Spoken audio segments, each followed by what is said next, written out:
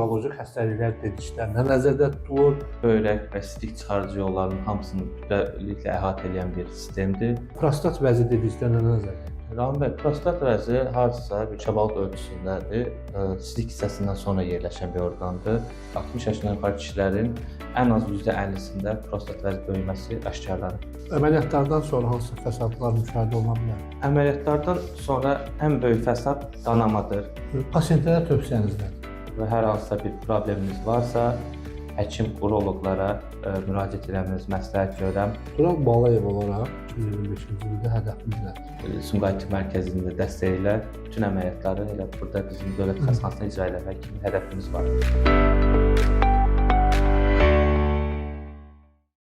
Hər vaxtınız xeyir əziz izləyicilər. Can həkimi verilişinin bu dəfəki buraxılışında uroloji xəstəliklərdən danışacağıq. Elə bu məqsədlə studiyamıza qonaq da dəvət etmişik. Qonağımız Sumqayıt mərkəzinin 1 nömrəli şəhər xəstəxanasının uzman uroloq-androloqu Tural Balayevdir.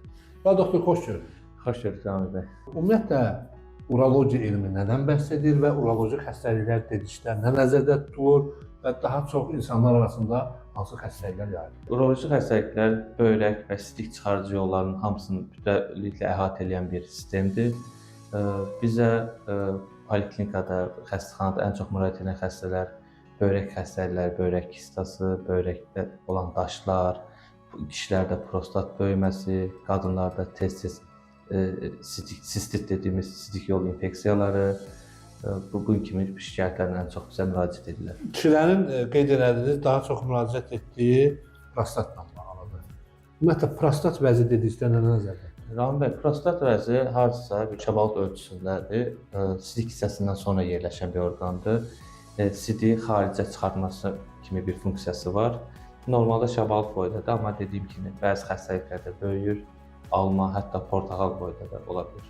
Böyüməsinin əsas əlamətləri nədir? Prostat vəzi sadəcə kişilərdə rast gəlinir, qadınlarda yoxdur. Kişilərdə sidiyə çətin getmə, kəsik-kəsik getmə, gecələr tez-tez sidiyə durma, sidiyə getdikdən sonra içəridə qalıq sidik hissi, qalma kimi bir hisslərlə, əlamətlərlə özünü büruzə verə bilir. Yəni, bu əlamətlər hiss olunursa, həkimə müraciət edir. Bəli. Ümumiyyətlə, bununla bağlı kişilər nə vaxt həkimə müraciət etməlidir? Ümumiyyətlə, bir ildə bir dəfəmi, yoxsa hansısa bir əlamət hiss etdiklərmi? Heç bir şikayət olmayan kişilər 50 yaşından sonra mütləq ildə bir dəfə bir uroloqun baxışında olmalıdır. Çünki prostat vəzinin bəzilərində bədxassəli göstəricilər ola bilir. Ona görə ildə bir dəfə uroloqun qəbulunda olmalıdır, 50 yaşından yuxarı. Prostatın böyüməsinin səbəbi nələrdir? Prostatın vəzin böyüməsi tibbdə çox elə səbəbi aşkarlanmır. Bu illərlə yaşa bağlı olaraq böyüyən bir şeydir. 60 yaşından yuxarı kişilərin ən az %50-sində prostat vəzi böyüməsi aşkarlanır. Diaqnoz necə qoyulur bu xəstəliklərdə? UZI, ultrasəs müayinəsi dediyimiz yöntəmdir, qan analizidir, sidik analizindən bu aşkarlana bilir. Bəs biopsiya necə edilir? Bədxassəli bir şey şübhələnirsə, qan analizlərdə elə bir göstəricilər olarsa, ya prostatik MRT dediyimiz görüntüləmə yöntəmi və yaxud prostat biopsiyası qərarı alır. Prostat biopsiyası da prostatın 12 fərqli nöqtəsindən bir iynə vasitəsilə alınan bir metoddur. Orada sonra bu preparat əkilməyə gedir. Əkilmənin nəticəsinə görə xoş xəstəliyin, bəd xəstəliyinin təyin olunur. Müalicəsi necə həyata keçirilir? Prostat vəzinin böyüməsinin müalicəsi birinci növbədə xəstələrin gərək günlük yaşam keyfiyyətlərini artırmağı, sidiyə rahat gedib bu şikayətlərdən azad olması üçün əvvəl bəzi davranışsal dediyim günlük diyetadır, yemək, içməyində bəzi məsləhətlər olunur. Ondan sonra ehtiyac olduğu halda ilkin etap bir prostata qarşı bir dərman maddəsi təyin olunur. Həmin prostat vəzi xəstəliyi aşkar olunan kişilər qidalarında nələrə diqqət etməlidirlər?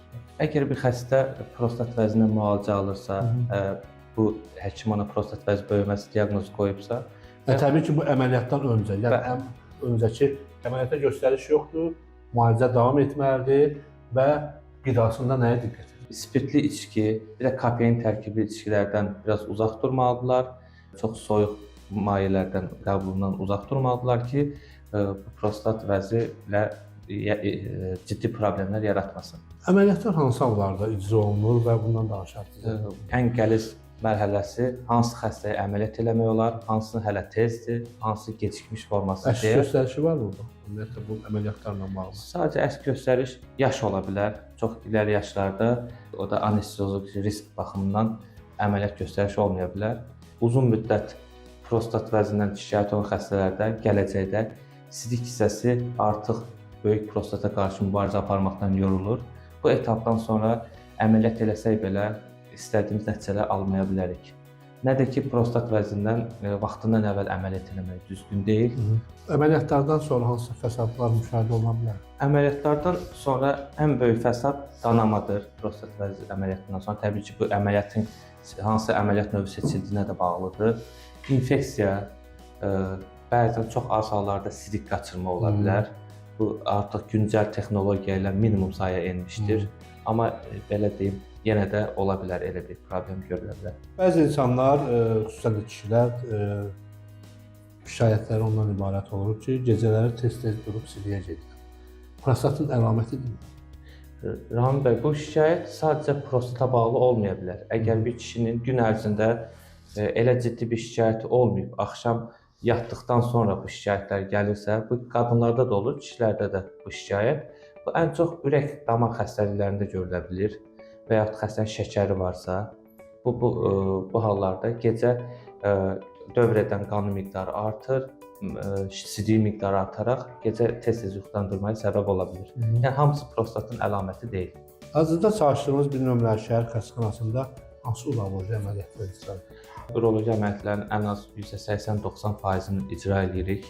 O da təbii ki, bizim alət-ədavat bağımlı bir sahə olduğuna görə biz bəzi şeylərdə eləyə bilmədiyimiz əməliyyatlar da onlara bağlıdır. Bizdə işləyən mütəxəssislər hər cür uroloji əməliyyat eləməyə qabiliyyətindədirlər. Kişilərdə müşahidə olunan ən çox yayılan prostat vəzindən danışdıq, xəstəliklərdən danışdıq. Bəs qadınlarda ən çox müşahidə olunan xəstəlik hansıdır və onun müalicəsindən? Bizə qadınlar ən çox sistit dediyimiz sidik hissəsi infeksiyası ilə müraciət edirlər. Bu xəstələrdə göynəmə, yanma, tez-tez sidiyə getmə, bəzən böbrəklərə ağrıya qədər müşahidə oluna bilər. Belə xəstəliklərdə biz təbii ki, ilkin dəqiq analizlər nəticəsində bu diaqnoz qoyarsaq, bu müalicəsi də antibiotik müalicəsidir. Qadınlarda başqa bir problem də ən çox rast gəldiyimiz problemlərdən biri tez-tez sidiyə getmə, sidiyi saxlaya bilməmə. Bir müddət bəzi xəstələr gəlir deyir, doktor, yarım saatdan bir sidiyə gedirəm, çatdıramayanda, ayıq yol tapa bilməsəm, hətta sidiyimi qaçıra bilirəm. Bu hallarda təbii ki, dərman və cərrahi müalicələrlə bu xəstələr müalicə olunur. Sidik saxlamaq. Uzaq yoldadırlar və digər bir yerdədirlər. Bu sidiyi saxlamağa məcbur olur və şərait olunur. Bu hansı fəsadlar ola bilər və nə ilə nəticələnə bilər? Uzun müddət xüsusilə qadınlar sidiyi çox saxlayarlarsa, sidik yolu infeksiyasının riski artır. Qalan sidiyi vaxtında boşaldılmazsa, bu böyrək iltihabı, böyrəklərdə fəsadlara qədər yol aça bilər. Bu sahədə ən təhlükəli xəstəlik hansıdır ki, bu artıq insanın ya belə deyək, həyatını itirməsi ilə nəticələnə bilər və yaxud hansısa bir böyrəyinin bizini itirməsi ilə nəticələnə bilər. Varmı belə bir təhlükəli? Var, Rahimdə. İstər prostat xəstəliyi olsun, vaxtında həkimə müraciət eləməsə, bədəndə dediyimiz sidik ifraz olunmazsa, sidik qalıb böbrəklər sıradan çıxara bilər, dializə qədər gedə bilər. Sadə böbrək daşı dediyimiz xəstəlik hamının başına, çox adam yaxının başına gələn bir şeydir. Bəzən sidik axarı daşı gəlir, böbrəyi blok eləyir, sidik ifrazı sıfıra enir və üzərinə iltihab fonunda xəstə hətta həyatını da itirə bilər. Bəzən insanlar müayinədən keçəndə bizə olan müraciətlərdən və suallardan belə anlaşılır ki, kristal duz deyirlər, böbrəklərdə müşahidə olunur. Əksər insanlarda bu kristal duzlar müşahidə olunur. Bunlar hansı bir böbrəyə təhlükə yaradırmı? Kristal duz dediyimiz sonradan daşa mı çevrilir? Hamısı deyil. Bunlar özləri harca 5 mm ölçüdə olana qədər kristallara duz deyirlər, kristal deyirlər. 5 mm ölçüsünün üzərindəkilərə daş deyilir. Ultrasəs müayinədə onların hamısı bəlkə də kristal deyil. Sadəcə onlar uzi zamanı kölgələnmə olaraq həkim onu kristal olaraq görə bilir. Hamısı əhəmiyyətli deyil, amma bu xəstənin tez-tez daş xəstəliyinə şikayət edirsə, belə bir genetikasında problem varsa, xüsusilə belə xəstələr daha mütəmadi təqib edilməlidir. Gərəkirsə də dərman müalicəsi almalıdır xəstələr. Dərman müalicəsi effekt verməyəndə artıq cərrahi əməliyyat. Bəli, ehtiyac alınır. Kişilərdə prostat bəzi xəstəliklərindən sonra demək olarsa ikinci ən böyük yayılan varikosellər. Ümumiyyətlə varikosel nədir? Rami bəy, varikosel kişilərdə cinsiyyət üzvü olan xayalarda olan damar genişlənməsidir.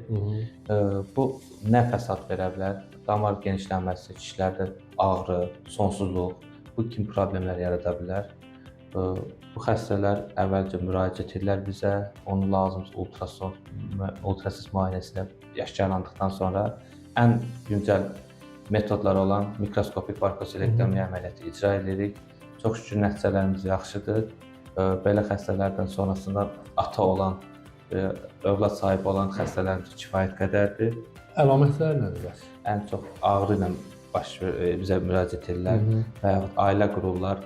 1 il, 2 il övlad sahibi ola bilmirlər. Bizim mentalitetə görə əvvəl qadınlar müayinələrdən keçir. Qadında bir problem aşkarlanmadıqdan sonra kişiləri... Yəni belə deyək, övlad yoxdursa birinci olaraq əsas günahkar qadın görür. Bizim mentalitetə görə bəli. Qadın 1-2 il gedir müayinə olunur, müalicə alınır, sonra gəlir birtəhər kişini gətirirlər bizim yanımıza uroloqun müayinəsinə. Görək ki, kişidə ciddi bir dediyim kimi həll olunan bir problemdir. Ən azından varikosel əməliyyatından sonra bu problemlər düzələsi bir şeydir. Həmin övlad yoxdursa bu ailənin problemidir. Burada qadın və kişi olaraq ayırmaq. Eyni vaxtda qadın ginekoloqa, kişi də uroloqa müraciət etməlidir. Ümumiyyətlə uroloji xəstəliklərin arasında irsi deyilən bir şey varmı? İrsi keçən xəstəliklər? Ən çox rast gəlinəndən biri uşaqlarda da daş xəstəliyi. Bu daş xəstəliyi çox genetik keçən bir xəstəlikdir. Uşaq yaşında baş verməsi heç xoş əlamət deyil. Çünki uşaq vaxtı bir dəfə daş olubsa, gələcəkdə təkrarlama ehtimalı çox böyükdür və bu xəstələr daimi həkim təqibində mütləq almalıdırlar.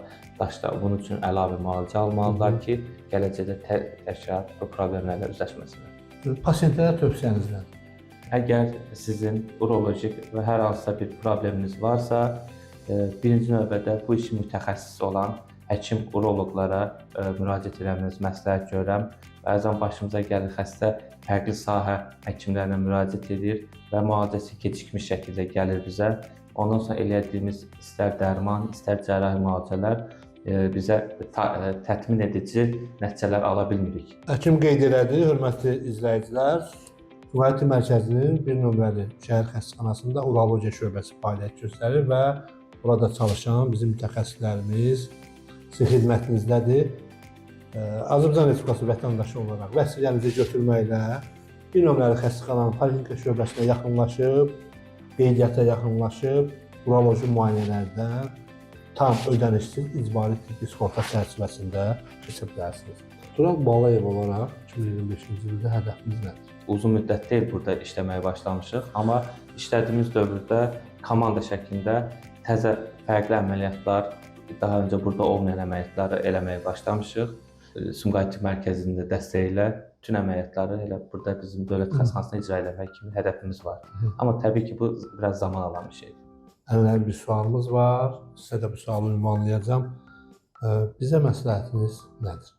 Mən ilk gəldiyim gündən bu yana xeyli inkişafınızda xeyli nəticələr görürəm, progression görürəm. Belə davam edin. Sizin sayənizdə bizim xəstələr də həkimləri tanıyır. Ən azından hansı həkimə müraciət etmək lazımdır, hansı ixtisas sahibinə müraciət etmək lazımdır, o ilə bağlı maariflənirlər. Təşəkkür edirəm Tural doktor. Suallarımıza ətraflı cavab verdiyinizə görə minnətdaram sizə. Hörmətli izləyicilər, xatırladım ki, bugün biz uroloji xəstəliklərdən danışdıq. Qonağımız isə 1 nömrəli şəhər xəstəxanasının uzman uroloq-androloqu Tural Balayev idi. Növbəti verilişlərdə çalışın, sağlam olun.